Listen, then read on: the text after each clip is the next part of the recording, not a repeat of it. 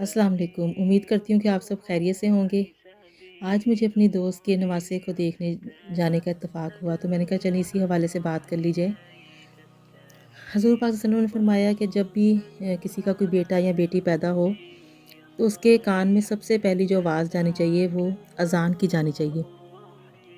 اس کے کان میں پہلی آواز اذان کی آئے، بلکہ جب کمرے میں جو ڈاکٹر یا نرس یا کوئی دائی وغیرہ جو بھی ہوں ان کو منع کر دیا جائے کہ کوئی بھی یہاں پر بات نہ کرے، اس لیے بالکل خاموش رہیں۔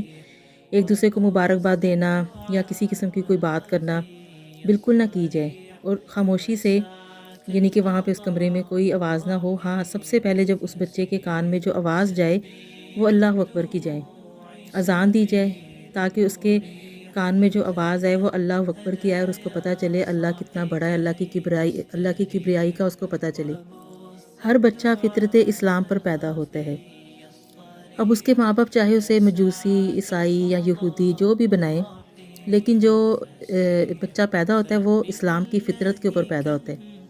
اور آج ماہرین بھی جو ہیں وہ اس بات کو بتاتے ہیں کہ بچے کے کان میں جو بھی پہلی آواز جاتی ہے، چاہے وہ اس کی فہم کے مطابق ہو یا نہ، یعنی کہ وہ اتنی چھوٹی عمر میں ظاہر فہم تو نہیں رکھتا، لیکن اس کے باوجود وہ اس آوازوں سے مانوس رہتا ہے اور اس کے اثرات اس کی زندگی میں ہمیشہ کے لیے رہتے ہیں۔ اس کے بعد دوسرا کام جو کیا جاتا ہے وہ ہے گٹی دینا۔ اس کے بارے میں بھی ماہرین کہتے ہیں کہ اس کے گٹی دینے کا بھی بچے کے اوپر بہت اچھے اس کو فوائد ملتے ہیں، اس سے حاصل ہوتے ہیں۔ کھجور یا شہد لے کر بچے کے تالو پر مل دیں، اور بلکہ ہو سکے تو کسی اچھے نیک آدمی سے گٹی دلوائی جائے، کیونکہ یہ اس کے لیے بہت فائدہ مند چیز ہے۔ اس پر اس کے اثرات رہتے ہیں، اس کی زندگی میں اثرات مرتب ہوتے ہیں۔ جب بچہ 7 دن کا ہو تو پھر اس کا عقیقہ کرنا چاہیے۔ لڑکے کے لیے 2 جانور اور لڑکی کے لیے 1 جانور قربان کیا جائے۔ وہی قربانی کی شرائط جو ہوتی ہیں اس کی شرائط کے مطابق جانور لے کے اس کو قربان کیا جائے۔ یہ بچے کے عقیقہ کرنا صاحب استطاعت پر فرض ہے۔ اور 7ویں دن بچے کے سر کے بال اتروائے جائیں اور اس کے وزن کے برابر چاندی یا اس کی مقدار میں اس کی قیمت لے کر کسی مسکین کو دے دی جائے۔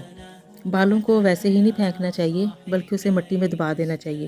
اور یہ صرف بچہ جو پیدا ہوتا ہے اس کے لیے صرف نہیں ہے کہ اس کے بالوں کی وہ کیا جائے، بلکہ کوئی بھی مسلمان جب بھی اپنے مرد ہو یا عورت ہو اپنے بال کنگھی کریں تو جو بال ان کو بالوں کو یوں ہی نہ پھینک دیں، ان کو مٹی میں دفن کریں، یعنی کہ یہ اکرام مسلم ہے۔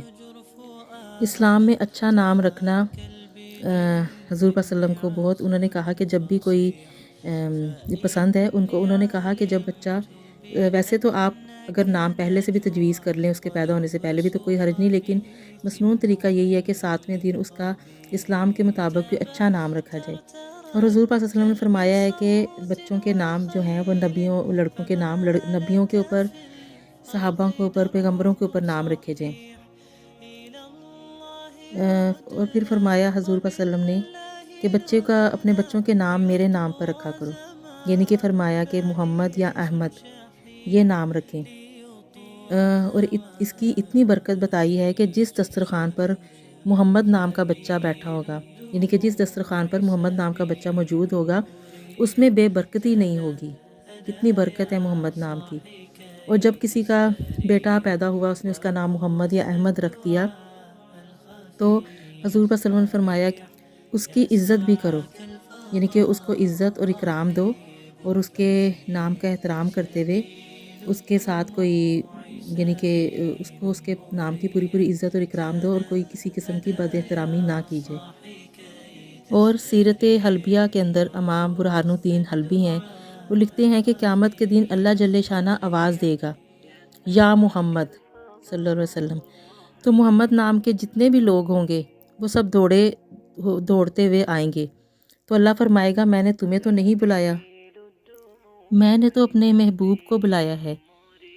وہ عرض کریں گے کہ اے مالک، چونکہ ہمارا نام بھی محمد ہے تو لہٰذا اس لیے ہم دوڑے چلے آئے، ہم نے جب یہ پکار سنی تو ہم بھی آگے۔ تو اللہ ارشاد فرمائے گا کہ چلو اب آگے ہو تو چلو جنت تمہارا راستہ ہے، تو وہ پھر سب جنت میں داخل کر دیے جائیں گے۔ کتنی خوبصورت بات ہے۔ اسی لیے آپ اپنے بچے کا نام یعنی کہ جب بھی رکھیں تو یہ سوچ کے رکھیں کہ ایسا نام رکھے کہ جو بابرکت ہو، جس کا کوئی معنی ہو، کوئی مطلب ہو۔ آج کل لوگ ماڈرن نام رکھتے ہیں، ایسے ایسے نام رکھتے ہیں کہ جن کا کوئی مطلب ہی نہیں ہوتا۔ حالانکہ صحابہ کے نام، نبیوں کے نام، بڑے بڑے ولیوں کے نام ان کے ناموں پہ رکھے جائیں جن کے اچھے مطلب ہوں، کیونکہ جب ہم کسی کا نام پکارتے ہیں تو فرشتے اس کے پیچھے آمین بولتے ہیں۔ اسی لیے جب اچھا نام ہوگا، اچھے نام ہوں گے تو جن کا کوئی اچھا مطلب ہوگا اور فرشتے آمین کہیں گے تو اس کا اثر ہوگا ان کی زندگیوں پر۔ پھر فرمایا کہ جب بچے کی عمر 7 سال کی ہو جائے تو اسے نماز کا حکم دو، اور جب 10 سال کا ہو جائے تو سختی سے مار کر نماز پڑھاؤ۔ بچوں کو دین کے لیے ڈانٹنا، مارنا شریعت نے اس کی اجازت دی ہے۔ والد کو اجازت دی ہے، تاکید کی ہے کہ وہ دیوار کے ساتھ کوڑا لٹکا کر رکھے اور وہ اس سے بچوں کو ڈرائیں تاکہ وہ دین اسلام کی طرف راغب ہوں اور شریعت کے اوپر عمل کریں۔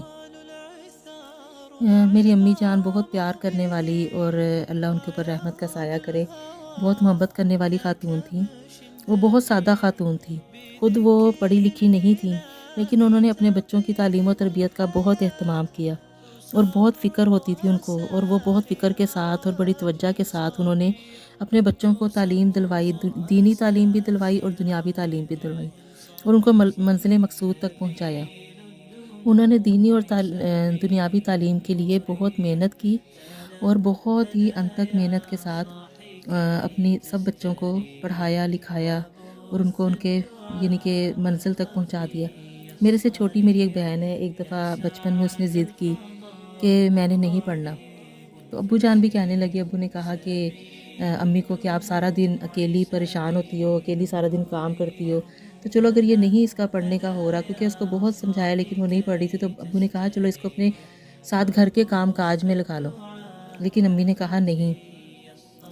امی نے کہا کہ چاہے میں سارا دن تھک جاتی ہوں کام کاج کر کے، لیکن میری ساری اولاد پڑھی لکھی ہوگی اور یہ اکیلی ان پڑھ جاہل رہ جائے گی تو مجھے یہ بات بالکل بھی گوارا نہیں ہے، تو میں اپنے آرام کے لیے اس کا مستقبل خراب نہیں کر سکتی۔ اور پیار سے اور پھر بہت سختی سے ہر طرح کا حربہ آزما کے تو ان کو پڑھا لکھا کر ہی دم لیا، اور ماشاءاللہ اپنی ساری اولاد کو کسی کو بھی امی نے ان پڑھ جاہل نہیں چھوڑا اور سب کو پڑھا لکھا کے امی نے دم لیا۔ اللہ رحمت کا سایہ رکھے میری امی جان پر۔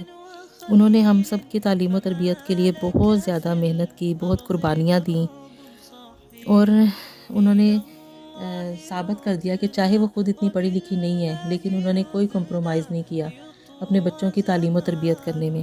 اللہ ہم سب کو بھی اچھا والدین بنائے اور اچھی اولاد بنائے، ہم سب کو اچھا بننے کی ہمت اور توفیق دے، اور بچوں کے صحیح جو ان کے حقوق ہے وہ ادا کرنے کی ہمت توفیق دے۔